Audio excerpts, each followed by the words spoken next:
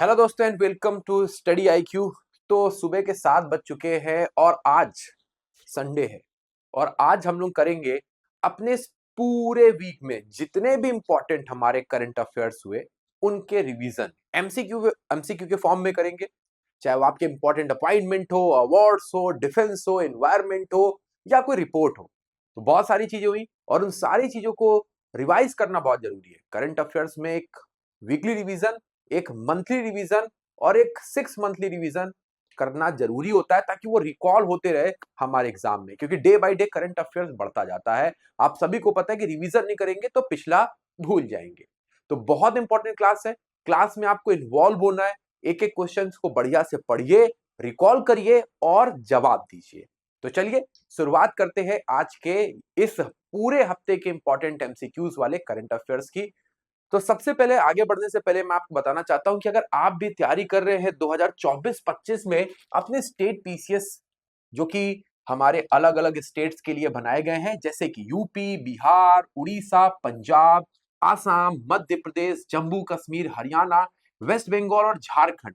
तो इन सभी स्टेट्स के स्टूडेंट्स के लिए सुनहरा मौका है कि 15 तारीख से जो हमारा बैच शुरू हो रहा है, जिसमें ना सिर्फ आपको लाइव क्लासेस मिलेंगी, मॉक टेस्ट मिलेगा, आपको यहाँ पर रिटन मतलब कॉम्प्रहेंसिव अप्रोच के लिए प्रैक्टिस कराई जाएगी जिससे आप मेंस कर पाए। आपको यहाँ पर 1-to-1 मेंटोर मिलेंगे जिससे कि आप अपने किसी भी डाउट को किसी भी समय क्लियर कर सकते हैं। ऐसे राइटिंग में प्रैक्टिस करने का मौका है। तो बहुत सारी चीजें, साथ ही साथ सीसैट की प्रैक्टिस है, आपके स्टेट लैंग्वेज की प्रैक्टिस है जो आपके एग्जाम में आने वाली होती है। तो अगर आप इन स्टेट से हैं और आपने अभी तक एनरोलमेंट नहीं लिया है हमारे फाउंडेशन बैच में, तो जल्दी से जुड़िए और हमारे कूपन कोड का इस्तेमाल करिए जो कि स्टडी आईक्यू के बुक से लेकर के कोर्सेज तक सब में आपको डिस्काउंट दे रहा है। तो पीसी लाइव कूपन कोड का इस्तेमाल करते हुए फटाफट से आप ज्वाइन कर सकते हैं और अपनी अपनी जो तैयारी है उसको एक सही दिशा में ले जा सकते हैं, क्योंकि प्री को सिर्फ क्वालिफाई नहीं करना है, मेंस में भी हमको अच्छे नंबर लेके आने हैं। तो इसी के साथ, इसी सूचना के साथ हम पहला एमसीक्यू लेके आते हैं। पहला एमसीक्यू आपके सामने है, वो कौन सा ऐसा देश बना जिसने भारतीय फार्माकोपिया को मान्यता दी है, और ये पूरे वर्ल्ड का पहला ऐसा देश बना है जो स्पेनिश भाषा बोलता है और भारत के हमारे जो भी फार्माकोपिया इसको मान्यता दे रहा है। तो फार्माकोपिया का मतलब है जो इंडियन स्टैंडर्ड होते हैं मेडिसिन के, उनको मान्यता दे रहा है। तो ये कोलंबिया है, जमैका है, निकारागुआ है या क्यूबा है? क्या होना चाहिए भाई सही जवाब? तो यहाँ पे पहला जवाब आया है सी नंबर, निकारागुआ। बहुत सारे लोग निकारागुआ की तरफ जा रहे हैं, तो बिल्कुल सही जवाब है C number is a correct answer. C के ऊपर हमको टिक करना है, जवाब आपका सही है। निकारागुआ एक हमारे सेंट्रल अमेरिकन कंट्री है, मतलब ये साउथ अमेरिका है, ये नॉर्थ अमेरिका है, और इनके बीच के ये छोटे कंट्रीज होते हैं, इनको हम लोग सेंट्रल अमेरिकन कंट्री बोलते हैं, जो मैक्सिको से लगते हैं और यहाँ पर आपको पनामा तक के कंट्रीज हैं। तो ये निकारागुआ है जिसकी कैपिटल मानागुआ है। याद रखिएगा, हांडुरास और कोस्टरिका इसके नेबरिंग कंट्रीज हैं। बहुत इंपॉर्टेंट हो जाता है, एक तरफ पैसिफिक ओशियन है, एक तरफ कैरेबियन ओशियन है। ठीक है, याद रखिए। अब यहाँ के इसलिए इंपॉर्टेंट भी है निकारागुआ क्योंकि मिस यूनिवर्स जो इस बार की बनी है वो हमारे निकारागुआ की है, जिनका नाम है सियनेस पालासोवियस। तो ये हमारे इस बार की मिस यूनिवर्स है, जो आपको याद रखना है। ठीक है, निकारागुआ की है। तो निकारागुआ ने हमारे देश के जो फार्माकोपिया है, मेडिसिन के स्टैंडर्ड है, उनको मान्यता दी है और स्पेनिश बोली जाती है यहाँ पे। अगला क्वेश्चन आपके सामने, हाल में ही जीआई टैग दी गई है जिस चांदी की तरकासी को, ये कौन से स्टेट से है? उड़ीसा, कर्नाटक, तमिलनाडु, उत्तर प्रदेश। तो जीआई टैग की शुरुआत हुई थी हमारे देश में दार्जिलिंग की चाय से। 2004 में दार्जिलिंग की चाय सबसे पहला जीआई टैग बना। अगर कोई भी प्रोडक्ट किसी जगह का स्पेशल प्रोडक्ट है, उसकी पहचान है, संकेतक है वहां का, जैसे अलीगढ़ के ताले, जैसे दार्जिलिंग की चाय, है ना, जैसे फिरोजाबाद के चूड़ी का काम, जैसे कि मिथिला का मखाना, उसी तरीके से हमारे समय समय पर उसके लिए अप्लाई करना पड़ता है प्रोडक्ट के लिए, और फिर उनको जियोग्राफिकल इंडिकेशन दिया जाता है। तो हमारे जीआई जो टैग का रजिस्ट्री ऑफिस है, ये आपको देखने को मिलेगा चेन्नई में। चेन्नई में रजिस्ट्री ऑफिस है। और हमारा जो चांदी की तरकासी है ये हमारे उड़ीसा में, हाँ उड़ीसा का ये प्रोडक्ट है। याद रखिएगा, कोणार्क जो जगह पड़ती है वहां पर इसका इस्तेमाल किया जाता है। बहुत अच्छी तरीके से याद रखना है, इंपॉर्टेंट हो जाता है। ये एक एम्ब्रॉयडरी है जो चांदी के तारों से की जाती है और इसका इस्तेमाल कई सारी हमारे जब रैलीज होती हैं या कई सारे यात्राएं होती हैं उसमें आपको देखने को मिलेंगे। तो उड़ीसा का है, तो उड़ीसा का भी हाल में 7 प्रोडक्ट को जीआई टैग मिला था, जैसे कि ये हमारे बैगन है जो कि बहुत इंपॉर्टेंट है, काला जीरा चावल है, देन उसके बाद से हमारे ये कापरगोड़ा का साल है, सरपला पेंटिंग है, देन उसके बाद से सबसे जो दिलचस्प है ये है सिमली पाल काई चटनी जो लाल चींटियों की बनती है। इसी तरीके से खजूर से बनने वाला गुड़ है और ये हमारे मिठाई काल डोकला है जो कि एक मिठाई है जो भैंस के दूध से बनती है। तो ये 7 प्रोडक्ट थे जिनको जीआई टैग मिला था अभी कुछ 2 महीने पहले। अब इसमें एक और प्रोडक्ट आपको जोड़ लेना है, ये चांदी की तरकासी, है ना? आगे चलते नेक्स्ट क्वेश्चन हमारे सामने है। अभी हाल में ही हमारे 27 green bulk drug park open करने की घोषणा की गई है पूरे देश में और इसके लिए इंसेंटिव दिया जाएगा। जो भी प्रोडक्शन होगा उसका कुछ परसेंटेज इंसेंटिव के फॉर्म में 5 साल तक दिया जाएगा। ये प्रोडक्शन लिंक्ड इंसेंटिव स्कीम की शुरुआत 2018 में की गई थी। ये 2 स्टेटमेंट है, आप देख पा रहे होंगे। अब पूछा जा रहा है कौन सा स्टेटमेंट सही है, तो यहां पर हमारा जो सही जवाब है वो है ऑप्शन नंबर केवल एक, क्योंकि हमारे यहाँ पे जो production based linked incentive scheme है इसकी शुरुआत सन 2020 में की गई थी, याद रखिएगा। अब इसको पहले तो ये इलेक्ट्रॉनिक्स क्षेत्र में था, इलेक्ट्रॉनिक्स कंपनीज अगर कोई मैन्युफैक्चरिंग करती है तो उनको इंसेंटिव मिल रहा था, बट इस बार ये मेडिकल और ये जो बल्क में ड्रग बनाने वाली कंपनीज हैं इनको भी ये दिया जा रहा है। ये 2020 का स्कीम है, तो यहां पे केवल एक नंबर स्टेटमेंट सही है, दूसरा गलत है क्योंकि ये डेट गलत लिखी हुई है। अगला क्वेश्चन है, पाकिस्तान देश के 24वें प्रधानमंत्री कौन बने? शहनवाज शरीफ, इमरान खान, अमर अयूब या बिलावल भुट्टो? क्या होना चाहिए भाई? 24वें नंबर के प्रधानमंत्री बने हैं जिनका नाम है शहनवाज शरीफ। यहां पर याद रखिएगा शहनवाज शरीफ को जितने भी वोटिंग हुई उनमें सबसे ज्यादा 201 लोगों ने चुना है, मतलब जितने भी मेंबर ऑफ पार्लियामेंट है उनमें 201 इनको वोट मिले हैं। और जो इमरान खान की तरफ से अमर आयूब खान थे उनको 92 वोट्स मिले जिसकी वजह से वो नहीं बन पाया। तो ये नंबर ऑप्शन यहाँ पे सही जवाब हो जाएगा, टिक करना है आपको ए। अगला क्वेश्चन है, भाई पेटीएम की मुश्किलें समाप्त नहीं हो रही हैं और उसका एक उदाहरण मिला हमें इस वीक में भी, जब हमारे फाइनेंशियल इंटेलिजेंस यूनिट ने इनके ऊपर एक फाइन लगाया है, वो है 7.01 करोड़ का, जो इस स्टेटमेंट में लिखा हुआ है। जो हमारे फाइनेंशियल इंडिपेंडेंट बॉडी है जो कि इकोनॉमिक इंटेलिजेंस काउंसिल है, इसका चेयरपर्सन फाइनेंस मिनिस्टर होता है। ये 2 स्टेटमेंट लिखे हुए हैं। तो भाई पेटीएम पेमेंट के ऊपर फाइन लगाया गया, बिल्कुल सही है। फाइनेंशियल इंटेलिजेंस यूनिट ने लगाया, ये भी सही है, लेकिन ये फाइन की जो राशि लिखी हुई है ये गलत है। 5.49 करोड़ लगाया फाइन, याद रखिएगा यहाँ पे 7.01 करोड़ है, जिसकी वजह से गलत हो जाएगा। अब हम बात करते हैं इसकी।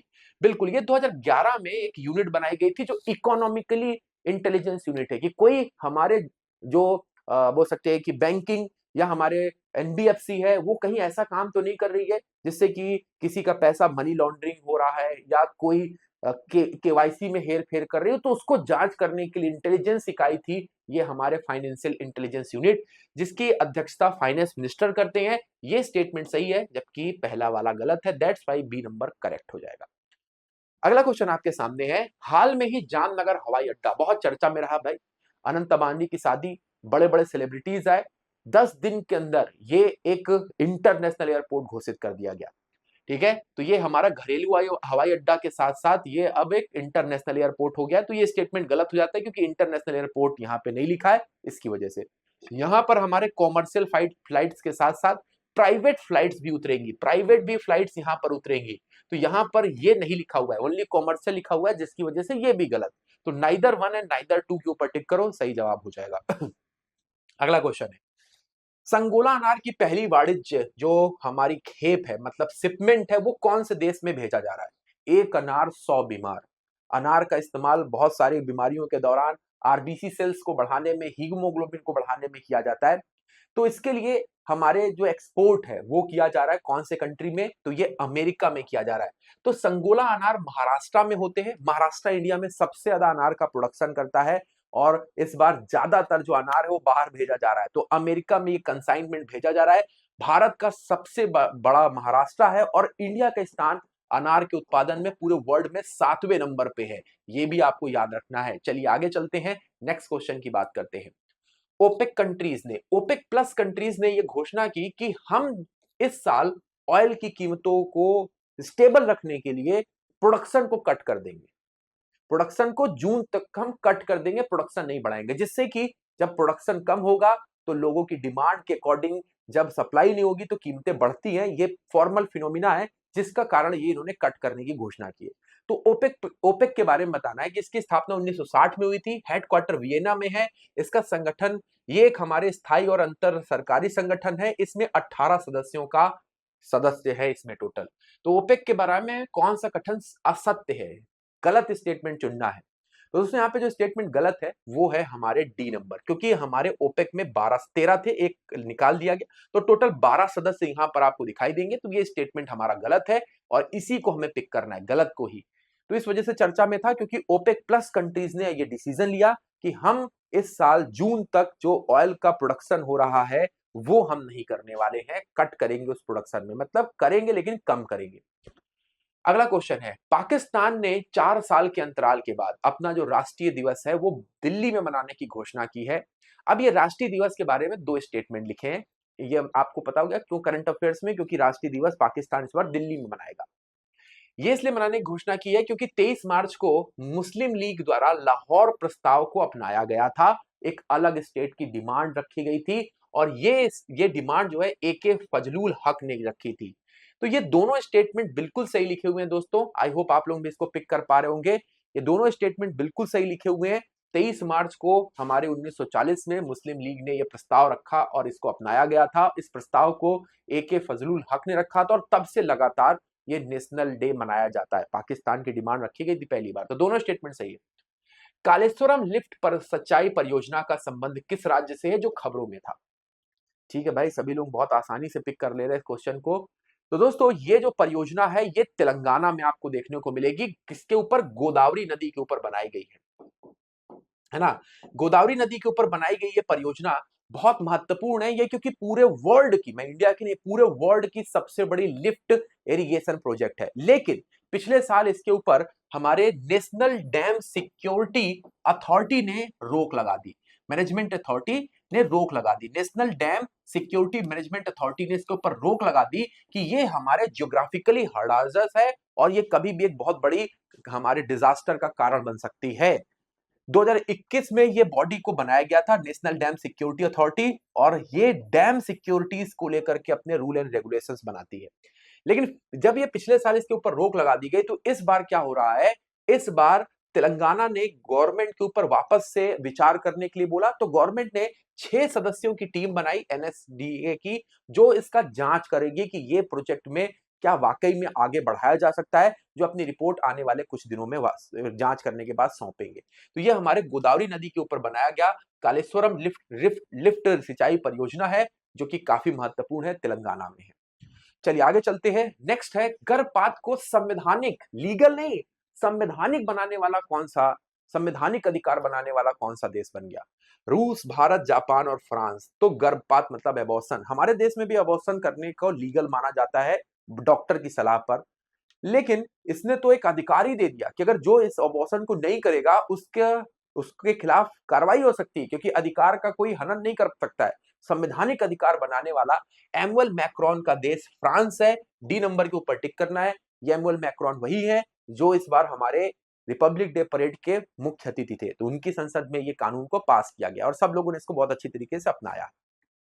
नेक्स्ट है, किन किन देशों की सीमा बुर्कियानो फासो से लगती है? माली है, कांगो है, नाइजर है या नाइजीरिया है? कौन से जो वो देश हैं जिनकी सीमा किससे लगती है? बुर्कियानो फासो से।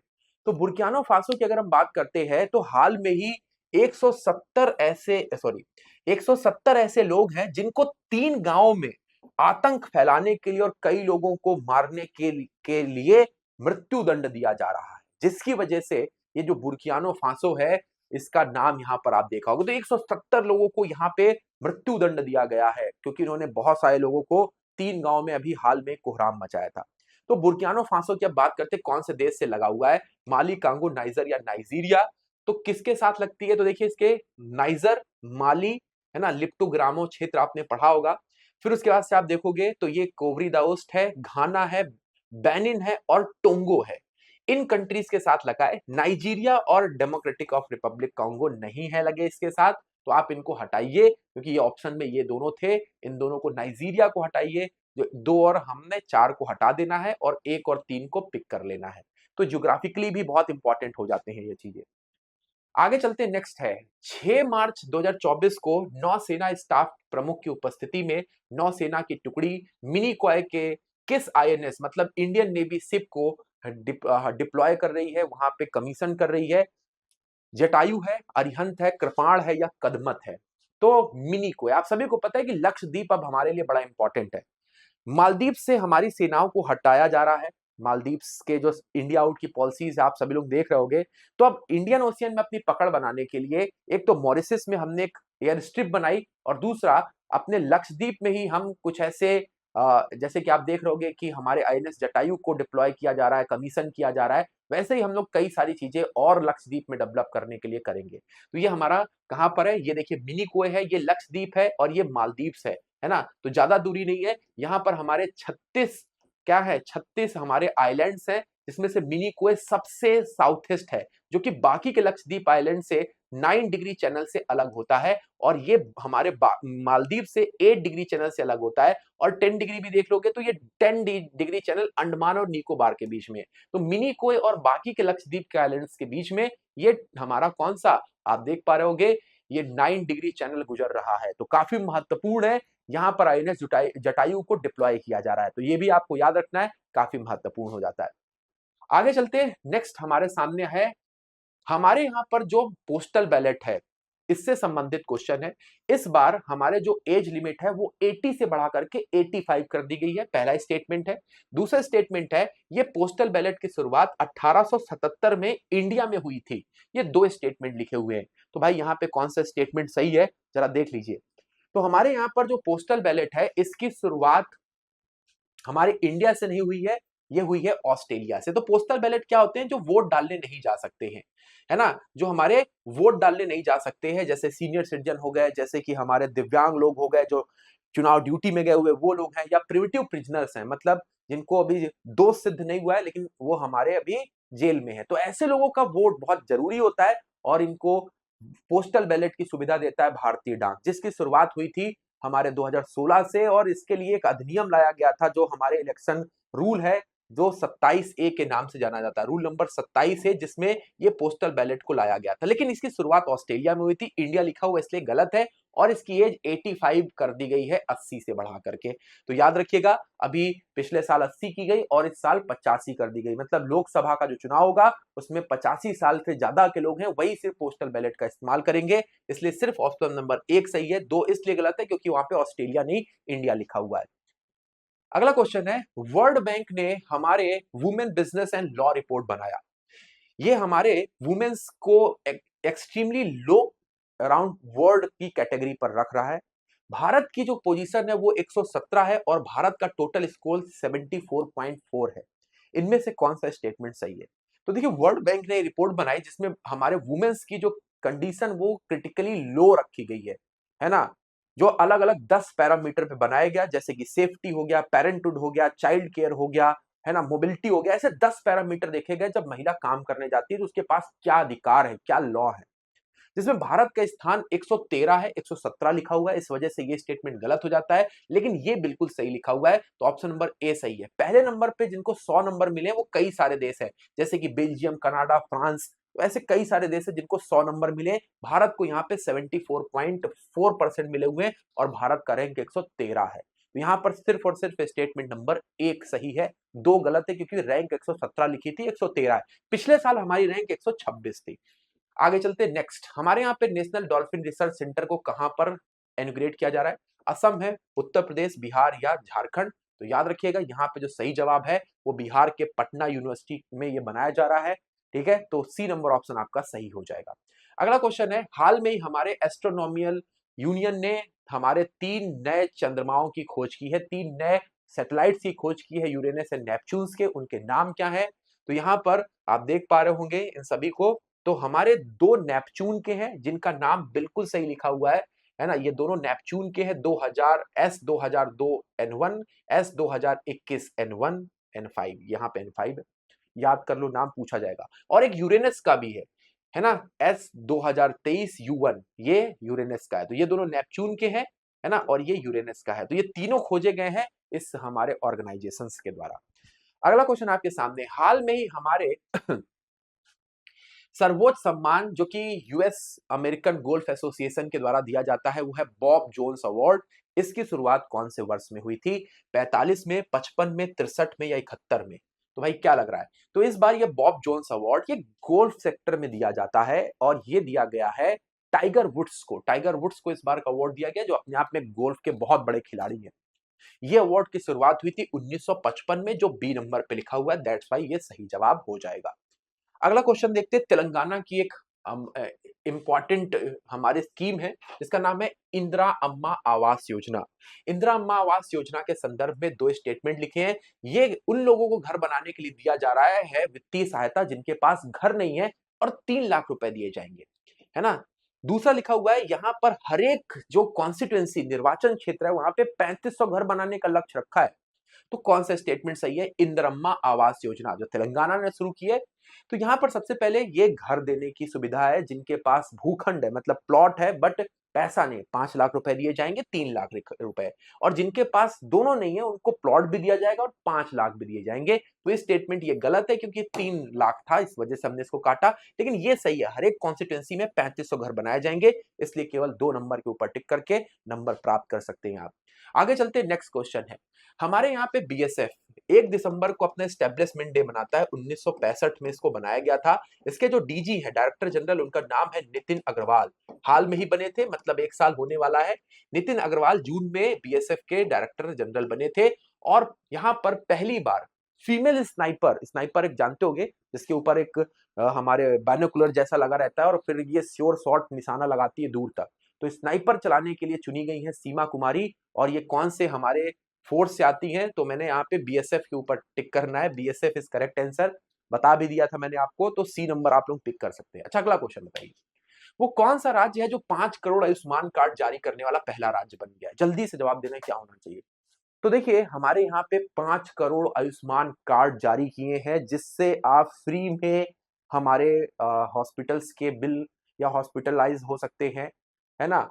इसके लिए उत्तर प्रदेश ने ये 5 करोड़ आयुष्मान कार्ड जारी करके नंबर 1 पे पहुंच गया है। ए नंबर ऑप्शन इज 100% करेक्ट, जिसमें आप 3716 हॉस्पिटल्स में फ्री में इलाज करा सकते हैं 5 लाख रुपए तक का। तो बहुत इंपॉर्टेंट है ये यूपी का हमारे, तो लगभग 5 लाख करोड़ फैमिलीज को ये कार्ड बांटे गए हैं जिसका 7 करोड़ 43 लाख जो लोग हैं इंडिविजुअल वो फायदा उठाएंगे, क्योंकि फैमिलीज को ये जारी होता है जैसे कि आपका क्या जारी हो रहा है, राशन कार्ड होता है, वैसे ये हेल्थ इंश्योरेंस कार्ड है। आयुष्मान भारत की शुरुआत हमारे कब हुई थी? सन 2018 में इसकी शुरुआत की गई थी, बहुत बेहतरीन तरीके से। ये पूरे वर्ल्ड की सबसे बड़ी हेल्थ इंश्योरेंस स्कीम है जो कोई भी गवर्नमेंट गवर्न करती है। तो ये नंबर ऑप्शन यहाँ पे सही हो जाएगा। अगला क्वेश्चन है, हमारे यहाँ पे ग्लोबल वेस्ट मैनेजमेंट रिपोर्ट आई जिसको यूएनईपी के द्वारा लाया गया, जो कि उनकी असेंबली हुई थी छठी नैरोबी में। अब दो स्टेटमेंट लिखे हुए हैं यहाँ पर। हमारे इस कार्यक्रम को यूएनईपी हमारे किसके साथ लेकर के आया? इंटरनेशनल सॉलिड वेस्ट एसोसिएशन के साथ लेके आया। यहाँ पे बताया कि घर से निकलने वाला जो सॉलिड वेस्ट है, कचरा है, इसको लेकर के जो इशू फेस कर रहा है वो पूरे वर्ल्ड के 1/3 पॉपुलेशन इसको फेस कर रही है। 1/3 आबादी, जिसमें हमारा देश भी है। भाई हमारे देश में भी जो कचरा निकलता है वो काफी ज्यादा प्रॉब्लमेटिक होता है। उसको डंप करना, उसको मैनेज करना बहुत चैलेंजिंग है, और इसके लिए कानून बनाना, इसके लिए नए नए तरीके की योजनाएं लाना बहुत जरूरी हो गया। तो यहाँ पे दोनों स्टेटमेंट सही लिखे हुए हैं, जो लिखा हुआ है बिल्कुल सही लिखा हुआ है, तो हमने यहाँ पे टिक कर देना। अगला क्वेश्चन यहाँ पे अल्नीनो को लेकर के है। हमारे वर्ल्ड मेट्रोलॉजिकल ऑर्गेनाइजेशन जिसका हेडक्वार्टर जिनेवा में है, इसने अल्नीनो के बारे में बताया कि 60% तक अल्नीनो का इंपैक्ट इस साल कम रहेगा। अल्नीनो की शुरुआत, अल्नीनो जो है वो पिछली बार 2021 में आया था और ये इसका इंपैक्ट 2 साल तक रहता है। तो भाई देखिए, इस साल ये इंपैक्ट रहेगा 60%, 2 साल तक इसका इंपैक्ट रहता है। मतलब रिसेंट में ये पिछले साल अल्नीनो इफेक्ट आया था, पूरा मैंने डिटेल में पढ़ाया था जिस दिन मैंने यानी करंट अफेयर्स पढ़ाई थी कि कैसे पेरू की जलधारा गर्म हो जाती है अगर लगातार गर्मी पड़ती है, तो वहां का जो है हमारे लो प्रेशर है वो क्रिएट हो जाता है हमारे बाकी के कंट्रीज से। तो मानसून उस तरफ मुड़ जाता है पैसिफिक ओशियन में, और बाकी के देशों में जिसमें इंडिया भी सम्मिलित है सूखा पड़ जाता है। तो ये एल इफेक्ट है जिसको 2023 में देखा गया था रिसेंट में, 2 साल तक इंपैक्ट रहता है। तो ये गलत हो जाता है, केवल बी नंबर ऑप्शन आपका सही है, हमने टिक कर दिया है। आगे चलते हैं, सर्वाइकल कैंसर दूसरा सबसे बड़ा कैंसर है, इसको लेकर के जागरूकता मंथ कौन सा मनाया जा रहा है, तो वो है जनवरी। और एचपीवी जो हमारे वैक्सीन है, एचपीवी वैक्सीन को लेकर के अवेयरनेस 4 मार्च। तो दोनों चीजें हमको याद रखनी है, तो ए नंबर ऑप्शन यहाँ पे सही है। अगला प्रश्न आपके सामने है, द्रौपदी मुर्मू जी ने एक समारोह में संगीत नाटक एकेडमी अवार्ड्स का डिस्ट्रीब्यूशन किया, कितने अवार्ड्स ये दिए गए, तो ये हमारे कितने लोगों को अवार्ड दिए गए, 93 लोगों को ये अवार्ड दिए गए हैं। और संगीत नाटक फेलोशिप या जिसको हम लोग नाटक रत्न अवार्ड बोलते हैं, ये 6 लोगों को दिया गया है। तो संगीत नाटक फेलोशिप अवार्ड ये 6 लोगों को दिया गया, जिसमें आर विश्वेश्वरन है, विनायक खांडेकर है, देन उसके बाद से राजा और राधा रेड्डी जी हैं, सुनैना हजारीलाल है, डीपी सिन्हा है और दुलाल रॉय है, जिनको ये अवार्ड दिया गया। दोस्तों हमारे संगीत नाटक अवार्ड और संगीत नाटक फेलोशिप अवार्ड ये दोनों बड़े इंपॉर्टेंट है। इसमें 1 लाख रुपए दिया जाता है और इसमें 3 लाख रुपए दिया जाता है। इस संगीत नाटक फेलोशिप अवार्ड में 40 से ज्यादा लोगों को नहीं मिलेगा, लेकिन यहाँ पर आप देखोगे 93 लोगों को मिला है, लेकिन इस बार ये सिर्फ 6 लोगों को दिया गया है। तो सारी चीजें हो जाती है महत्वपूर्ण। आगे चलते हैं, नेक्स्ट क्वेश्चन आपके सामने है, महाराष्ट्र आरक्षण को लेकर के फिर से एक बिल को लेकर के आया गया। 10% ये मराठा आरक्षण लगने के बाद महाराष्ट्र के गवर्नमेंट जॉब्स में 71% तक आरक्षण हो जाएगा। मतलब अभी 62% है, हमारे जो जनरल कैटेगरी के लिए ओपन सीट है वो 28 बचेंगी, तो अभी 62% और 10% तक लगभग इसमें ऐड हो जाएगा, तो ये 71 के आसपास चला जाएगा। तो यहाँ पे अभी पूछा गया है तो आप 62 टिक करेंगे, और जब हमारे वर्तमान में पूछा गया है तो यहाँ पे 62 सही हो जाएगा, लेकिन इसमें अगर आप मराठा आरक्षण को ऐड कर देंगे तो 71 हो जाएगा, क्योंकि 28% अभी जनरल के लिए ओपन होगी। तो अकॉर्डिंगली ये बिल पास अभी नहीं हुआ है, ये लेकिन पास हो जाएगा, है ना, क्योंकि इसको लेकर के गवर्नमेंट बहुत एग्रेसिवली काम कर रही है, क्योंकि मुंबई में बहुत जगहों पर इसको लेकर के बड़े बड़े आंदोलन भी हुए हैं। तो ये बिल पास होने की पूरी संभावना है और तब आरक्षण 71% हो जाएगा। आगे चलते हैं, इनमें से हाल में ही केन समूह का हिस्सा कौन सा नहीं है, मलेशिया, इंडोनेशिया, भारत, रसिया या चाइना। तो दोस्तों ये क्यों चर्चा में था, ये चर्चा में था इन महाशय की वजह से। डब्ल्यूटीओ की 13वीं बैठक आप सभी ने पढ़ी होगी, ये हमारे कहां पर थी, तो ये यूएई में आपकी आयोजित हुई थी, यूएई में, है ना, ये हर 2 साल में होती है। तो इसमें इनने, जिनका नाम है पिमचोक पेड्रिट, है ना, पिमचोक, ये हमारे जो थाईलैंड के एम्बेसडर है डब्ल्यूटीओ में, इन्होंने भारत की पॉलिसीज के ऊपर सीधे एक कटाक्ष कर दिया कि भारत जो सस्ते रेट पर चावल बेच रहा है ये हमारे लिए बहुत ही बुरा है और भारत केवल एक्सपोर्ट मार्केट को कैप्चर करना चाहता है। तो भारत की पॉलिसी बहुत खराब है और इसके लिए थाईलैंड के ऊपर हमने अपनी आपत्ति भी जताई, इनको रिप्लेस भी कर दिया गया। लेकिन ये जो हमारा इशू है, थाईलैंड ही नहीं, ये जो केन समूह है जो कि क्या करते हैं, ये हमारे एग्रीकल्चर प्रोडक्ट को एक्सपोर्ट करने के लिए ग्रुप बनाया। इसमें 20 कंट्रीज है और ये 1986 में ऑस्ट्रेलिया में बनाया गया था। तो भारत जो है वो रिस्पेक्टिवली सस्ती कीमतों पर गेहूं चावल लोगों को देता है देशों में, है ना, जिसका ये आरोप लगाया जाता है कि भारत एक्सपोर्ट मार्केट को कैप्चर करना चाहता है। और ये थाईलैंड के ये भाई साहब, ये बहन जी जो है, इन्होंने इसका आरोप लगाया। अब ये केन समूह में कौन कौन सम्मिलित नहीं है, तो भारत जैसे बड़े देश जैसे भारत, रसिया, चाइना इसमें सम्मिलित नहीं है। मलेशिया, इंडोनेशिया, ब्राजील, है ना, मेक्सिको, ये देश इसमें सम्मिलित है, थाईलैंड भी इसमें सम्मिलित है। तो ये तीनों इसमें सम्मिलित नहीं है, मतलब 3, 4 और 5 इसमें सम्मिलित नहीं है। ये देखिए जो ग्रीन कलर से ये सम्मिलित नहीं है और जो रेड कलर वाले ये सम्मिलित आपको दिखाई देंगे।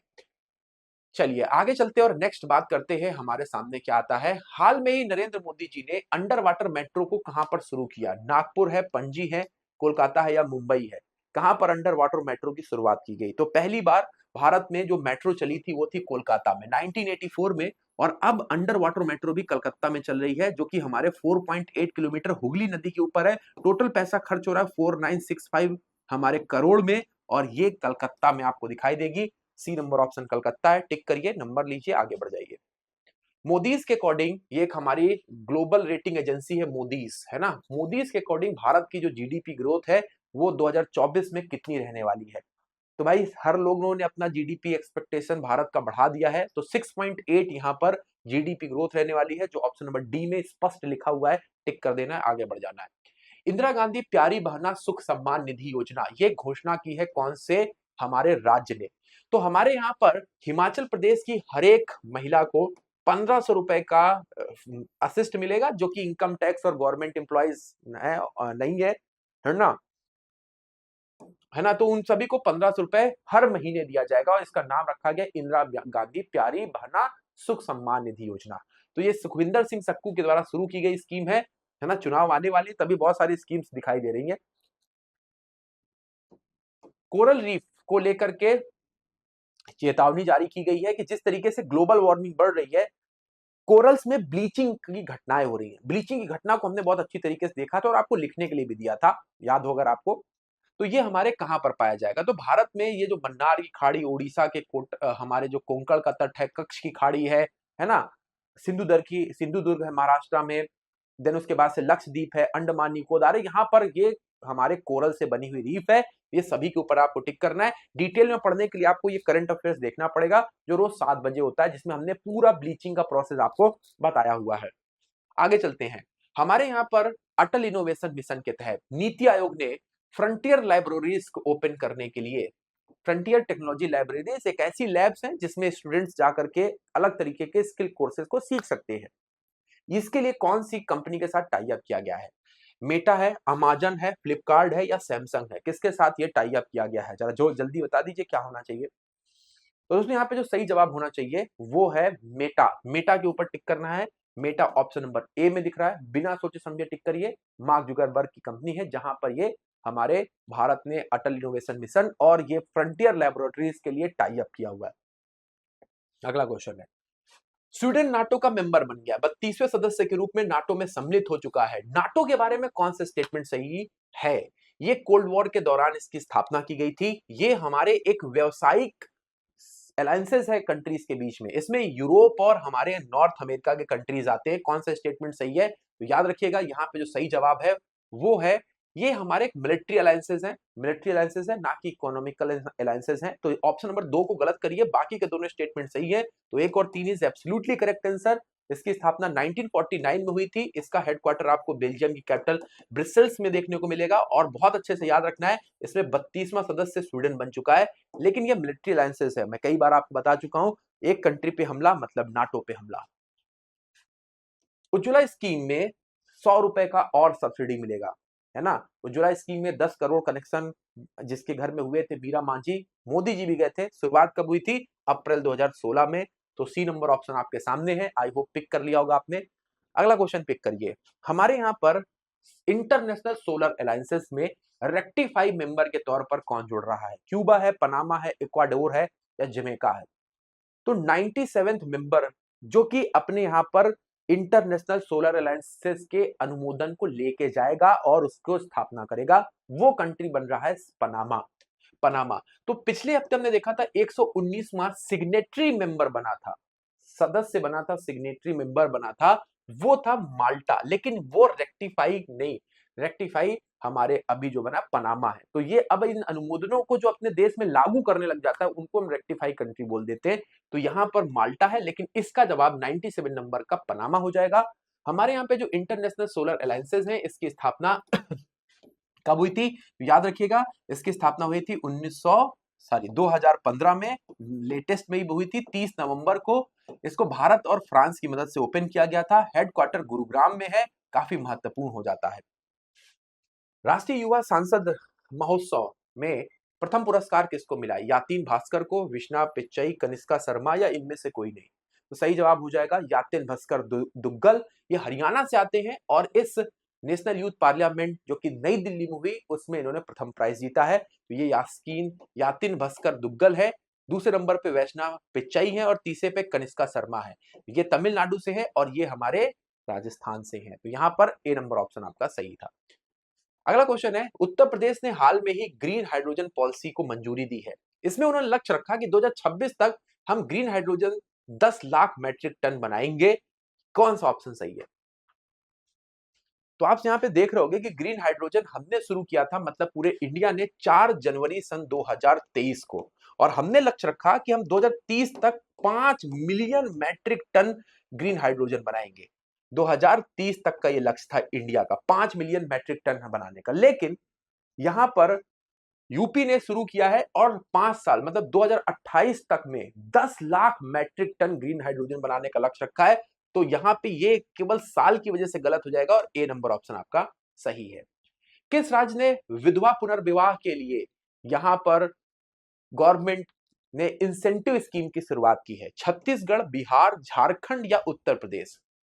तो भाई क्या होना चाहिए? तो चंपाई सोरेन यहाँ के सीएम है और रांची यहाँ की कैपिटल है। 2 लाख रुपए उन महिलाओं को मिलेगा जो विधवा है और वापस से शादी कर रही है एक नया जीवन जीने के लिए। तो 2 लाख रुपए 7 महिलाओं के साथ इसकी शुरुआत हुई और झारखंड ने इसकी शुरुआत की है। सी नंबर ऑप्शन आपका सही है। नेशनल हॉर्टिकल्चर फेयर की शुरुआत कहां पर की गई 2024 में? तो इंडियन इंस्टीट्यूट ऑफ हॉर्टिकल्चर ये हमारे 1967 में बनाया गया था। इसका हेडक्वार्टर बंगलुरु में है और यहीं पर इस बार का मेला लगा जिसमें 70,000 लोगों ने अपने बागवानी के कौशल को यहां पर दिखाया। तो यहां पर सही जवाब हो जाएगा ए नंबर। यहां पर ए नंबर बंगलुरु के ऊपर टिक करना है, सही जवाब हो जाता है। किस राज्य में मजूली डिस्ट्रिक्ट है जहां के मुखर्टे को जीआई टैग मिला? अभी आपने शुरू में देखा था हमारे जो चांदी है तरकासी है ना, चांदी की तरकासी उड़ीसा की थी और अब यहाँ पे हम देख रहे हैं आसाम के मजूली डिस्ट्रिक्ट में हमारा जो मुखौटा है वो देख पाएंगे। तो ए नंबर ऑप्शन यहाँ पे 100% सही है। ए नंबर के ऊपर टिक करके नंबर प्राप्त करिए। अगला क्वेश्चन है इंडिया एआई मिशन। यहां पर गवर्नमेंट के द्वारा इसको हमारे मंजूरी दी गई है। 5 साल के लिए 4965 करोड़ रुपए की मंजूरी है। ये डिजिटल इंडिया कॉरपोरेशन के तहत इंडिया एआई एक स्वतंत्र व्यापार प्रभाग है। तो कौन सा स्टेटमेंट सही है? तो हमने आपको ये कल ही पढ़ाया था, इंडिया एआई मिशन। तो बहुत सारे मिशन शुरू किए जा रहे हैं, उनमें से एक ये भी है। इंडिया को आर्टिफिशियल इंटेलिजेंस में आगे ले जाने के लिए नए नए फाउंडेशन कोर्सेज और यहां तक कि अंडर ग्रेजुएट और पीएचडी तक में एआई कोर्सेज में ऐड किया जाएगा। 10,372 करोड़ रुपए यहाँ पे खर्च किए जा रहे हैं और पब्लिक प्राइवेट पार्टनरशिप के तहत। तो ये अमाउंट गलत है, ये तो मेट्रो वाला अमाउंट लिखा था तो ये गलत हो गया, बल्कि दूसरा ऑप्शन आपका सही है। तो यहां पर लिखा हुआ है। हाल में अमेरिका में लगभग 14 लाख साल पुराने पूरा पाषाण कालीन पत्थर के उपकरण मिले। ये हमारे होमोनिमिन्स जो मानव जाति से संबंधित हैं। तो दोस्तों अगर आपने कल का करंट अफेयर देखा होगा तो उसमें हमने अमेरिका की जगह पे यूक्रेन बताया था। यूक्रेन, पश्चिमी यूक्रेन में ये हुआ था। यहाँ पर यूक्रेन सही जवाब है। होमोनिमिन्स जनजाति या होमोनिमिन्स जो हमारे हैं उससे संबंधित है। यहीं से होमोसेपियंस निकल के आए थे। ये हमारे 26 लाख साल पुराने जाति है जो अफ्रीका से ओरिजिन हुआ था और फिर ये यूरोप, एशिया में फैले थे। याद रखिएगा यूक्रेन यहां ना होने की वजह से पहला स्टेटमेंट गलत है, लेकिन दूसरा बिल्कुल सही है। अगला क्वेश्चन आपके सामने है, इनमें से भारत को कौन सी बीमारियों में एक प्रेस्टिजियस काम करने के लिए ग्लोबल चैंपियन अवार्ड दिया है? मिजल्स, रूबेला, एड्स या ए और बी? तो ये दोनों हमारे बीमारियां हैं। तो दोस्तों वायरस से होने वाली सारी बीमारियां हैं जिसमें खसरा और रूबेला में भारत का जो टीकाकरण किया गया है जिस तरीके से बच्चों का, उसके लिए भारत को अमेरिकन रेड क्रॉस कमेटी के द्वारा वाशिंगटन में ये अवार्ड दिया गया है, खसरा और रूबेला, जिसको हम लोग मिजल्स एंड रूबेला के नाम से भी जानते हैं। तो यहाँ पे डी नंबर सही था। अपने राज्य के लिए पहला ओटीटी प्लेटफॉर्म सी स्पेस को लॉन्च करने वाला पहला गवर्नमेंट बन गई है, वो कौन सी है? तमिलनाडु, केरल, कर्नाटक या उत्तर प्रदेश? यहां पर आप कल्चरल प्रोग्राम देख पाएंगे। ये मुख्य जैसी फिल्में होती हैं या वेब सीरीज होती है वो नहीं दिखाएगा, कल्चरल और मलयालम से रिलेटेड यहां पर प्रोग्राम देखने को मिलेंगे जो कि ओवर द टॉप लॉन्च किया है, जिसको ओटीटी बोलते हैं, वो है केरल। बी नंबर पे आपको केरल दिखाई दे रहा है, सही जवाब हो जाएगा। इसके पहले केरल ने ही सबसे पहला गवर्नमेंट का के फोन नाम का ऑप्टिकल फाइबर नेटवर्क की भी शुरुआत की थी। अगला प्रश्न है, नरेंद्र मोदी जी के द्वारा भारत मंडपम में 23 युवा हस्तियों को नेशनल क्रिएटर अवार्ड दिया गया है। इनमें से किसे कल्चरल एम्बेसडर दिया गया? तो बहुत सारे, सपना सिंह हो, मैथिली ठाकुर हो, जया किसेरू हो, श्रद्धा जैन हो, इन सभी के बारे में मैंने आपको पढ़ाया। 23 लोग हैं जिनको नेशनल क्रिएटर अवार्ड दिया गया, लेकिन कल्चरल एम्बेसडर के तौर पर मैथिली ठाकुर जी को अवार्ड दिया गया है जो बी नंबर पे है। ये दिल्ली में दिया गया अवार्ड है, ये काफी महत्वपूर्ण है। हमने कल ही के करंट अफेयर्स में डिटेल में बताया हुआ है। सी डिफेंडर 2024 ये हमारे किस कोस्ट गार्ड के साथ की गई एक्सरसाइज है, जो कि अंडमान और निकोबार में की राजधानी पोर्ट ब्लेयर के पास में हुई।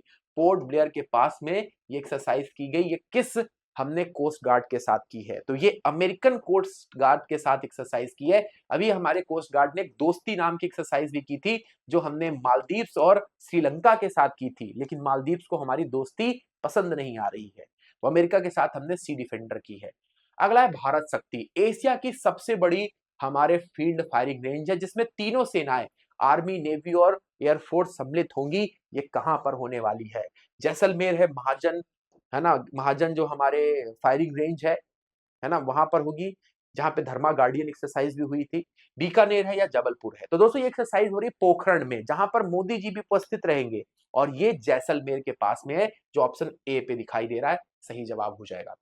अगला क्वेश्चन है, यहां पर कौन सी ऐसी मेट्रो है जिसने अपने communication based train control system की मदद से हाँ चालक रहित, ड्राइवर रहित मेट्रो को चलाया है? दिल्ली, लखनऊ, जयपुर या बेंगलुरु? तो क्या होना चाहिए दोस्तों? तो जहां पर लगा है नेशनल हॉर्टिकल्चर हमारा मेला, वहीं पर ये आपको देखने को मिलेगा, जो कि आपके बेंगलुरु में है। ऑप्शन नंबर डी बेंगलुरु यहाँ पे सही जवाब हो जाएगा। तो बेंगलुरु के ऊपर टिक करना है, सही जवाब हो जाएगा। तो दोस्तों ये थे इस हफ्ते के करंट अफेयर्स। अब कल मंडे, और कल हम जो वार्म अप वाला सेशन करते हैं ना, वो नहीं करेंगे, क्योंकि हमने सब कुछ रिवीजन कर लिया। और आई होप आप लोग इस रिवीजन में बढ़िया तरीके से पार्टिसिपेट किए होंगे। तो आप सभी को जुड़ना है हमारे फाउंडेशन बैच में, जो कि स्टडी आईक्यू पे हो रहा है हमारे यूपी, बिहार, उड़ीसा, पंजाब, असम, मध्य प्रदेश, जम्मू कश्मीर, हरियाणा, वेस्ट बंगाल और झारखंड के स्टूडेंट्स के लिए। संपूर्ण फाउंडेशन बैच में आप जुड़ सकते हैं हमारे कूपन कोड पीसी लाइव का इस्तेमाल करके। इस कूपन कोड से आपको स्टडी आईक्यू के हर कोर्स में डिस्काउंट मिलता है, लेकिन स्टेट पीसीएस फाउंडेशन कोर्स ये आपके लिए काफी खास है। तो जुड़िए, क्योंकि ये बैच शुरू हो रहा है, बिल्कुल फ्रेश बैच 15 तारीख से। अगर आपको इस क्लास की पीडीएफ चाहिए और हमारे क्लासेस के लिंक चाहिए, तो हमारे टेलीग्राम चैनल पर क्यों नहीं जुड़ते हो भाई? जीएस बाई पंकज चौबे, ये हमारा टेलीग्राम चैनल है, जुड़ सकते हैं और अपने दोस्तों के साथ भी शेयर कर सकते हैं। तो मिलते हैं अपने कल सुबह के वीडियो में ठीक सुबह 7 बजे। आज के लिए बस इतना ही। जय हिंद।